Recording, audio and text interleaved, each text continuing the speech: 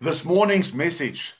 Well, first of all, before we go there, we thank the Lord for the rain that has fallen, and we see there's more rain coming, and we thank God for the rain. Amen. We've been praying for this rain, we've been waiting for this rain, and the rain has come. We are now entering our rainy season, and we thank the Lord for that. This is when nature smiles, and it's so awesome to see all the green around us just become prominent, just like the presence of Jesus. Hallelujah. And we just also want to thank the Lord for the ladies' mini conference that we had yesterday. It was very, very successful. We give God all the praise and the glory. All of the ladies that were involved in that. Some of you are online this morning. We thank the Lord for you. God bless you. And thank you for all the effort that you put into that conference. We are going to have more. There's a men's conference coming up as well. We want to organize it for the month of November. So, ladies, tell your husbands it's coming. Guys, get ready for it. It's going to be awesome. We'll keep you informed about that. This morning, the title of this message, I could have actually labeled this morning, the fact that we need to look unto Jesus. Like looking unto Jesus would have been a very apt title for this message. But this just stirred in my spirit, this one of fixed focus and fearless faith. Fixed focus and fearless faith. Because of the fact, and you know it and I know it, because you're in it, so am I, and all of us are in it, of all the distractions that are in the world right now. You go onto mainstream media, which I don't recommend because they're all lying, as I've said it, and I will carry on saying that because it's the truth that they are lying. But then social media, the same thing is happening there. It can so entrap and entangle you that you can sit on that phone for most of your day. And the information that's coming in, remember, information never lies dormant. It always finds a home. That's what information is all about. Watch this, it forms you on the inside. Inform. It shapes you. Can you see why this is so crucial? That is why we have a book of information. This, the information, the data of this book is supposed to shape you on the inside. Come on now. It's supposed to form you and shape you into what it tells you that you are. Oh, we're already starting this morning. It shapes you in who you are. It shapes you into his image. In Romans 8:29, it says we were predestined to be shaped and conformed into his image. And that's why we are here, is that image of him shaped in us is what is expressed to a world who needs him. And his light in us is the light that they'll see when that shape becomes real to us and it becomes prominent. And it becomes the upper focus of your heart and life. It cannot but shine through. It's not possible for you to operate in the greatness of who he is and receive the revelation of his person and start making that your main focus and operating according to it, you won't be able to help the light shining from you. But too many times we focus on what is going on around us. And that's why the Holy Spirit felt it apt this morning and appropriate to bring this message to your heart. I'd like you in the meantime to go to Hebrews chapter 11, Hebrews chapter 12. Hebrews 11, Hebrews chapter 12. Just grab a hold of that. And while you're turning there, while that song was playing, and we were singing, "You are worthy of it all, you are worthy of it all," it reminded me of a scripture, and it is in Psalms 141. So you can turn there if you want to, but find your place in Hebrews. In Psalms 141, this is a psalm of David. He says, "Lord, I call upon you. I haste, and you must hasten to me. Give ear to my voice when I cry to you. Let my prayer This is such a powerful voice. Many Christian songs have been written from verse 2. Let my prayer be set forth as incense before you, the lifting up of my hands as the evening sacrifice. Now in verse 3 it says, set a guard, O Lord, before my mouth. Keep watch at the door of my lips. So here the Bible, the moment it talks about incense, watch this, incense before him. What is incense? It's that fragrance. Let my prayer be set forth as fragrance, as an incense before you. It talks about this in Revelation as well, that the prayers of the saints, it's like incense before him. Now watch. Now it says, set a guard, O Lord, before my mouth. Why is that important? Why does he talk about incense? He talks about this fragrance before him. And the very next verse he says, but help me watch my mouth. The words of your mouth determines the measure of your incense before his throne. So if we speak before him, if we bring worship before him, if we bring our honor before him of who he is, that incense that flows from your mouth, because your words are powerful, determines where you are at. It's a barometer, it's a spiritual barometer. It actually determines where you are at in your spiritual life. And this is just a bonus this morning. This is just something the Holy Spirit brought in. So I want to ask you, how's your speech this morning? What has been coming out of your mouth over the last couple of hours, last couple of days? What have you been speaking? Wat is die woorde wat uit jou mond uitgekom het die afgelope paar ure en paar dae? Because your words are a documentary of what you really believe. Because out of the heart, Matthew chapter 12, verse 30 onwards, out of the abundance of the heart, the mouth speaks. Amen. Now we are ready for Hebrews.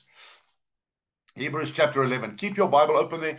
If you do not have the Amplified Bible, and you are watching me right now on your iPad or on your laptop, whatever the case may be, if you can possibly call up the Amplified Classic on one of the instruments that you have there, one of your devices, if it's possible for you to call up the Amplified Classic version, that will be awesome. We are not going to do that right now, but look for it so long and keep it. This is what is happening in the world right now. And this is where I have found, in speaking to a lot of people, where the enemy has come in and brought in a lot of confusion, a lot of trepidation and worry and anxiety. And the first one is finances. If you logged in this morning and you are seated there right now and there is a shortage of finances, you right now can do with the finances in order to do what you need to want to do, not just for the kingdom of God, but for you and your family. And you are online this morning. You are logged in because the Holy Spirit brought you here so that you can hear this word. The next one is family. The enemy has come vehemently with attacks and launches of confusion against families. We know that he comes to steal, kill, and to destroy. We are aware of that. It says that in John chapter 10 and verse 10. And Jesus did say in that same verse, but I have come that you may have life and have it more abundantly. Now, that scripture has a very wide application. The number one, in order to be accurate theologically, the context there is about salvation. Go study it, go read it. We can't do it this morning. But in John chapter 10, Jesus is there speaking about thieves and robbers that want to climb over the fence. He talks about this instead of coming through the gate. And he says, those who do not come through the gate are thieves and robbers. Then he says, for the thief comes to steal, kill, and destroy. So the context is salvation, but it has a wider application, that the enemy does want to steal from your life. And the number one thing that he wants to steal from you, we know, is your identity that you have in Christ. But here's a very close second to that one. And this is your peace. You know yourself. When your peace lifts, fear enters. Now, did you hear the way I said that now? When your peace lifts, fear enters. It should never be the other way around. That when fear enters, your peace lifts, because that means that's a work of the enemy. But when your peace lifts, it means that you are now focusing on something else, even without the enemy's help. Are you hearing this? So when your peace lifts, it means that you are focusing on something else that Jesus is not in your life. When your peace lifts, it is simply a shift of focus. Because our peace comes from him. He has given us his peace already. We have it also in Galatians 5:22 and 23, that the fruit of the Spirit is love, joy, peace. The Holy Spirit, the Holy Spirit brought his peace with him when he came to indwell you. In fact, he brought all the fruit of the Spirit to you when he came to indwell you.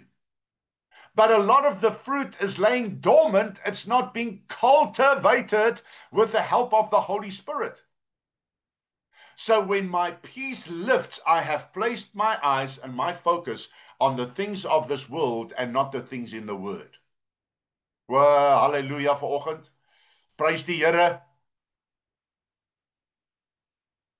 Because what happens a lot of times is, and I'm saying this very gently, with a lot of love and grace, a lot of Christians will say, pray for me, pray for me, pray for me, pray for me, pray for me. We ought to pray for one another. The word says it. Paul the Apostle preaches it. Ons moet vir mekaar bid. Ons moet mekaar ophou in gebed. But isn't it just a case of your focus shifting? So when you refocus, re means again, focus on him and your position in him and where you are, it changes the whole perspective of how you look at things. When you look at life with him on the inside, looking through your eyes at life, he's bigger than it. Hallelujah. Can I say that again?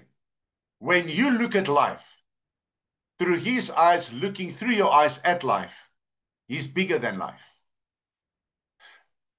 Scripture, he said, in this world you will have trouble, but be of good, what? Say it, cheer, for I have overcome the world for you. The Amplified says, I have deprived it of its power to harm you. But if your perspective is not focus, your perspective is going to be pain. If your perspective is not peace, your perspective is going to be pain. And that's where the enemy wants you.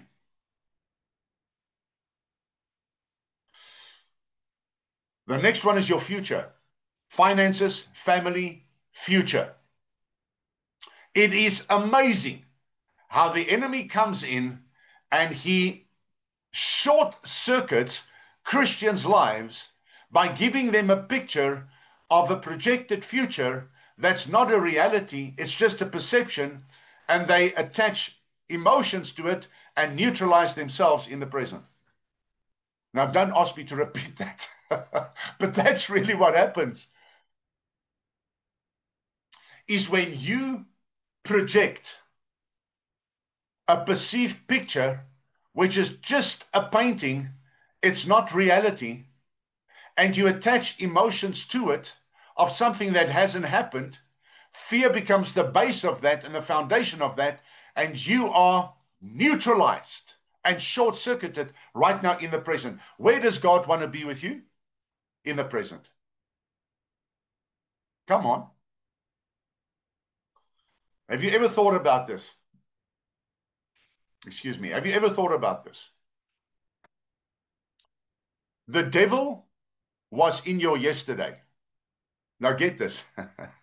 If you forget a lot of things of what I say today, remember this. The devil was in your yesterday. So was Jesus. And so were you.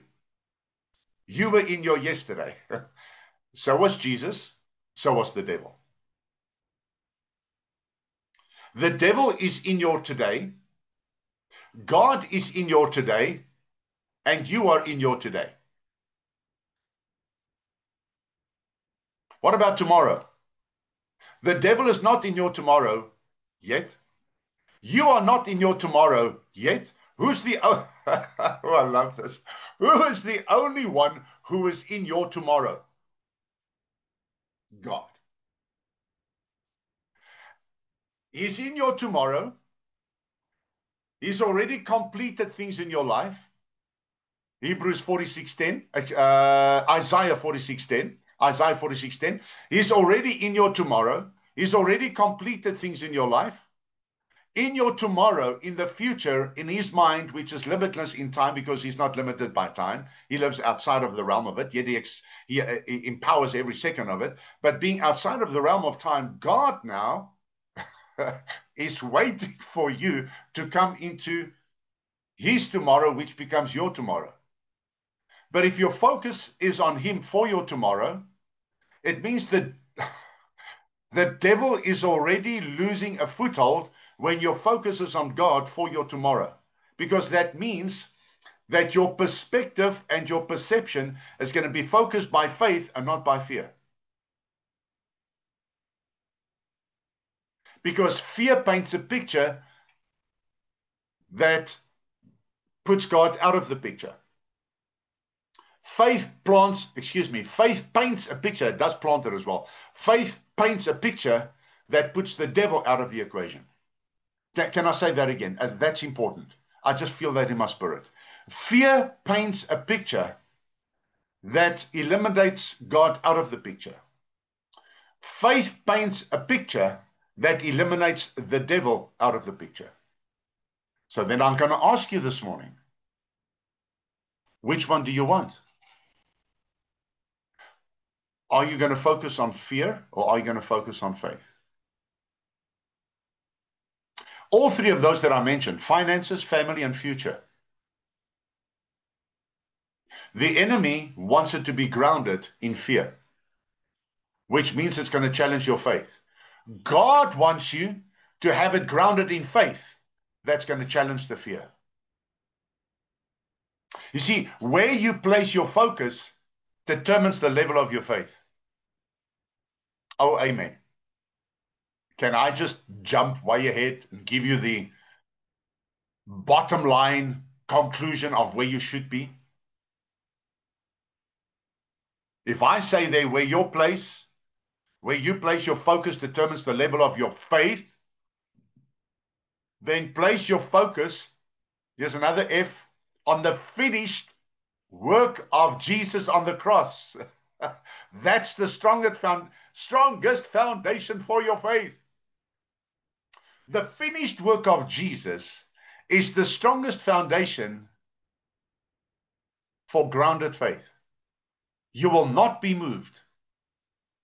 All that you're going to do then, I'm going to give you the scripture. All you're going to do then is you're going to focus your faith on the finished work of Jesus, who had faith in you when he did it to bring you there so you can be in that place of ruling over fear by faith. Can you see how powerful this whole concept is? Can you see where the devil has tripped up God's people? Because the narrative of fear is being sold from every channel in this world, and the devil's behind it. Every single line of fear that's coming out from the world system, it originates with Satan. Every single one.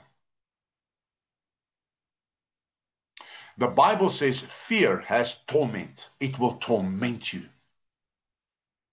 Again, you know the scripture, 2 Timothy 1:7.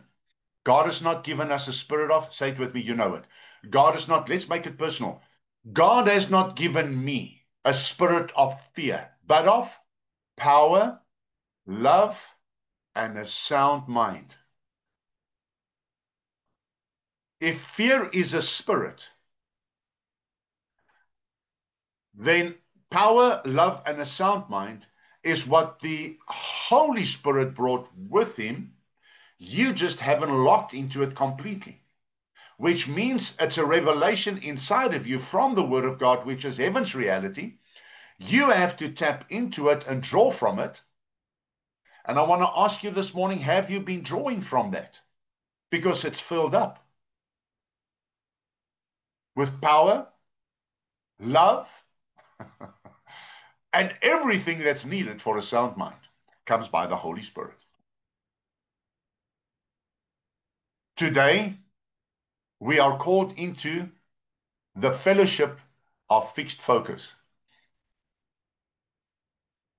We are called into the fellowship of fixed focus. I have never written a statement down like that in all my years of ministry. I cannot remember that I've ever written something like that. And when I wrote it, I couldn't stop thinking about it. Oh, you want me to say it again? Okay, I'll say it again.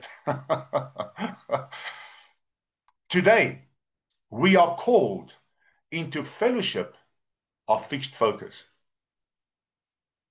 Nou wil ek vir jou vra, dink 'n bietjie aan. Laat jou gedagtes bietjie gaan.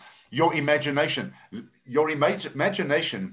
should work for the things of God and in the things of God. The word imagination and its connections, it's used over 135 times in the Bible to do with imagination and thinking and reasoning and that kind of concept. More than 135. That's basically when we stopped counting, because it's more. But here it is. Only 5% of those times is it used in a positive way. So what is the Bible saying to us? Most of the times, our imagination, because of the way it was programmed by the world system, is connected to a negative. And I want to use the word frequency very, very carefully here, because we don't teach New Age. But it's that line of thinking that's usually, think about it, 95% negative. That is why we are in the ministry of encouraging, uplifting, counseling, helping, praying for, standing with people to get them to the place where their thinking is connected to the Word of God for the, here it is, here's the big word, transformation to happen so that they can start operating from the image of Christ on the inside of them. That changes your thinking and your imagination. Because now your imagination is connected to who He is in His person in you. Your imagination is very powerful. You know it. We use the words, just imagine. And I can play that game this morning with you, and I can say to you, just imagine. If time and money was not a thing for you, there was no shortage of time and money, what would you be doing right now? Where would you be? What are the dreams you've had for your life? Where would you be? Where do you see yourself? Away from all of this, where would you be? What would you be doing? Do you know that when I said that now, there's a picture that formed in your mind through your imagination. Now I'm going to ask you this. How many of you imagine yourself with a perspective from heaven's realm, seated in heavenly places in Christ Jesus? So you are seated in your home this morning listening to this man speaking. But now just imagine for a few moments. Work with me here. You are seated with Jesus in heavenly places, having heavenly perspective, full of faith, full of peace, full of love, full of grace, with what not one single temptation, thought, inclination from the prince of darkness that comes in. Your mind's completely cut off from any influence from the enemy. All of it gone. You're in a place of complete, surrounded serenity and peace. Do you see yourself there? Do you sense it? Do you feel it on the inside? What did we just do? I painted two pictures for you. Your imagination, depending on how rich your imagination is, went to the first place of this natural world. The second one, I took you outside of this world into a dimension and realm that looks down upon this earth and rules and regulates it, where you were seated with him. But the second one is reality. The first one was just a dream. The second one is a spiritual truth. The first one is just sandcastles. Do you see it? Then I'm asking the question this morning, why don't we live here more? Because it's already done for us. Your sanctification is twofold. Your positional sanctification is where you are seated in heavenly places in Christ. Your progressive sanctification is where you are living out that holiness on a daily basis here on the earth, with him covering you with his love and grace while you're busy with it. Isn't he awesome? Doesn't this just make you want to honor him and worship him for what he's done? The cross was very big, guys. What happened at the cross was not just your salvation to take you to heaven. It's for you to live like a conqueror here and now. More than a conqueror is what the word actually says. Fear grows when we focus on the storm. But faith grows when we focus on the Savior. Remember Peter? When his eyes were on Jesus, he walked on the water. When his eyes got focused on the storm, he sank into the water. So fear grows when we focus on the storm. Faith grows when we focus on the Savior. Because when fear is focused on the storm, you're hearing the roar of the waves. When your faith is focused on the Savior, you are resting in worship. Ooh, Here, dankie vir hierdie boodskap vanoggend wat ons mense gaan oplig vandag. It's all a matter of focus.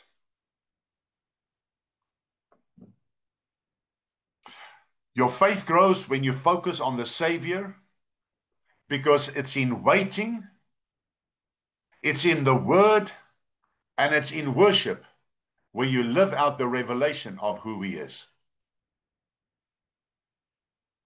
Have you found Hebrews 11 and Hebrews 12? You see what happens when I start talking about this, because it's real in our lives, guys. This is heaven's reality. So Hebrews chapter 11, we're going to start at verse 1 and then go through to verse 40. Just kidding, just to see if you're awake this morning. But in a little way, I'm actually serious for you to go read it.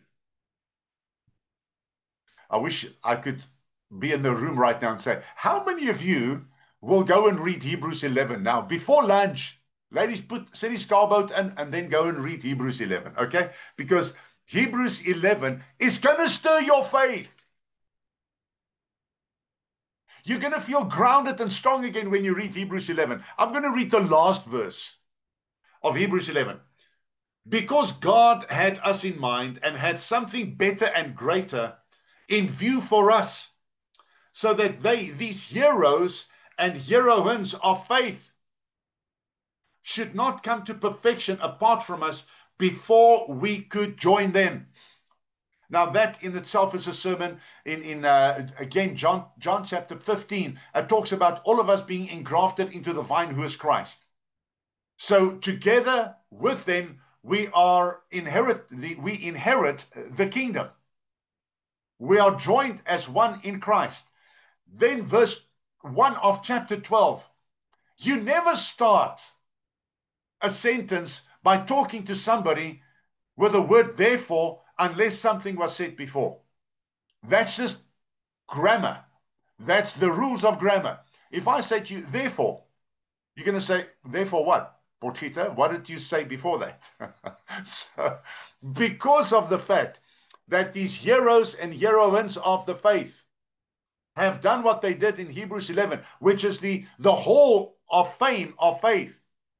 Maybe in heaven one day there's going to be a plaque against the wall in gold with all of their names on it.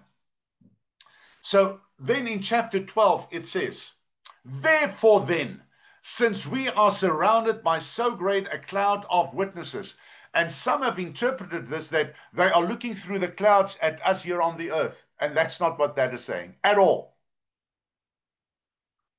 They've got better things to do there. They're in his presence. As we said before we started, worthy, worthy, worthy are your Lord. Oh, let me just quickly take a peek and see how Joe's doing. No. We are surrounded by this cloud of witnesses. The witnesses of what? They witnessed the testimony of the truth. They borne witness to the testimony of the truth. Who's the truth? John 14:6, Jesus said, I am the way, the truth, and the life. Then it says that there are things that you have to do.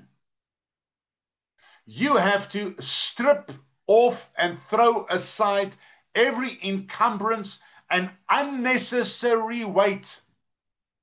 You see, it's wonderful to talk about all these things that I spoke about now, but there are things you have to do. And when I went through this again, I kind of had this picture of like an octopus with the tentacles that wraps itself around somebody. Because it says here, let us strip off. It's stuff you have to rip off you. You can only strip it off if it's been on you. And throw it aside. Oh, I love the language in the Greek here. It means to cast away with intent. It's not saying just fold it up and put it one side. It says strip that thing off and throw it one side. Everything that's an encumbrance and an unnecessary weight. Why is this? You're going to see now. Why? Because it's a weighty thing. What does a weight do? It weighs you down. Work that one out all by myself. And that sin which so readily, if something is ready, it means it's waiting. So the enemy puts things there that's readily waiting. And that, where are we? The encumbrance, unnecessary weight, and that sin which so readily and deftly and cleverly, because he is a very big schemer, clings to, there's the octopus, clings to and entangles us. Do you also feel that? You just want to rip this thing off. That's how I felt when I went through this again and studied it. So it's something you've got to strip off yourself, and that sin that so easily creeps in. And then it says, let us run with patient endurance and steady and active persistence the appointed course of the race that is set before us. I was a long distance runner when I was still at school. I used to go and run every evening about 7 kilometers. I loved it. I loved long distance running. And here it says, you need to strip yourself of these things, that encumbrance, that nagging thing that's clinging to you, to strip yourself off of, to strip it off you. And the weight. Why the weight? Because now it says we need to run with endurance. When you run a marathon, you run with endurance because you have to be pacing yourself. A sprint, 100-meter dash sprint, it's quick, it's fast, it's like this, and it's over. Here it says, take off the weight. That's why people who are marathon runners, people who are out there jogging, the Lord bless them. I said, I'll take up jogging again if I find a runner on the road that's smiling. And I haven't found one yet. That's just tongue-in-cheek humor. But listen to this. When you are running, these guys who go and buy the gear, when they are more, not professional runners, but they love it and they do it all the time. Have you seen the gear that they buy? Do they run with a jacket? How do they run? With no extra weight. I looked at some of these running shoes the other day. I nearly fell on my back when I saw you can buy running shoes that's 2,500 rand. Then somebody says, no, that's not a lot of money, Johan. There are people who pay over 5,000 rand for a pair of tackies. And I go, okay, that's somebody that's serious about running. Here's the point. I'm going to close with this. I'm going to have to finish this tonight. I'm going to conclude with this. The measure of your release of fear that the enemy brings into your life, the measure of your release of that, in other words, in fact, it's the standing against it, is going to determine how strong you're going to be walking by faith. And the measure of your faith in the finished work of Jesus, in whom you already are in him, seated in heavenly places. You need to see yourself there now because it's real. When you see yourself there, the things of the world, the fear, the anxiety, the attacks on family, the attacks on finances, the attacks on your future is going to completely diminish and faith will rise above it. How many of you this morning, and that is why I wanted to stop there because I want to pray for you. How many of you this morning, you're in a place where you've experienced the enemy coming against your finances, your family, and your future in painting pictures that God has not painted? Just be honest this morning. Just be open to accept the fact that you haven't been in a good place. Ek wil vir jou bid. I want to pray for you. Because I want to say it now, and I'm going to say something you already know, but I'm going to declare it with my lips, because remember we spoke about the power of our lips, that the devil is a liar. The devil will come to you with pictures that he doesn't even know himself because he doesn't know your future. He's not in your tomorrow. So why listen to him? He's a liar and the father of lies, and Jesus said he was a liar from the beginning.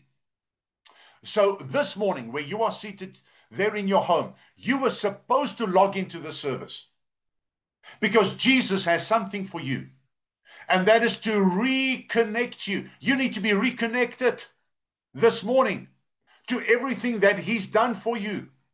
But what happens is we start getting static, spiritual static that comes in, and we cannot see clearly. So, Father, in the name of Jesus, I pray for every single person online this morning, and all of you listening on this via YouTube, every single one of you that's been going through of what we just preached. In the name of Jesus, I come against every onslaught, every attack of the enemy, everything that the enemy has brought to your life. It's not of God. It has brought trepidation, anxiety into your life. It's not of God.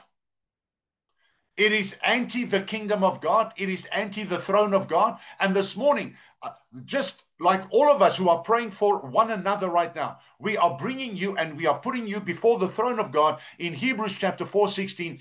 Therefore, we come unto the throne of grace boldly that we may find help in our time of need. You need help this morning. So, Father, in Jesus' name, I thank you, my Father, that heavenly help is now coming to God's people, every single one of them. That heaven's help is now coming to uplift. No matter how low you have fallen, no matter how low you feel this morning, there will always be space for his hand to reach in under you. Oh, thank you, Jesus, and lift you up. I want you to experience that right now. We're going to use our imagination again. I want you to close your eyes with me, please. Heavenly Father, all those this morning, all those listening to this message, all those who's watching this on social media, Father, in Jesus' name, I pray right now with the power of the imagination that you gave us to be for you and not for the enemy. Right now, in Jesus' name, we feel your hands as we are lying flat on our backs. We are feeling your hands coming in underneath us. Just sense it right now. Just feel it right now. You can use your imagination for this. It's him. God, throughout the word of God, let his people see things that weren't even there yet. God would open the spiritual eyes of the servant of Elijah to see heavenly hosts in the spiritual realm that were numerable or innumerable, really, that was going to stand with them and fight on their behalf. You are surrounded this morning by the greatness and the goodness of God. Right now, sense the Lord lifting you up from your situation and circumstances. Feel his hands lifting you up, encouraging you, loving you, strengthening you, helping you, supporting you, leading you, guiding you, and now instructing you to say, child, stand upon your feet and yoke yourself with my son Jesus, whose yoke is easy and his burden is light. Lay down all of those burdens right now at his feet. Everything that you felt this morning that has brought you to feel weighty and weighed down, take those things right now. Place it at the feet of Jesus. Father, I thank you for a release in the Spirit right now for your people to experience the peace of God that passes all understanding. Every situation right now under the feet of Jesus. And we honor you for that. Amen and amen. The Lord bless you and keep you. The Lord make his face to shine upon you and be gracious unto you. The Lord lift up his countenance upon you and give you peace. We love you guys. You are valuable and precious. We will see you tonight at 7 o'clock. God bless.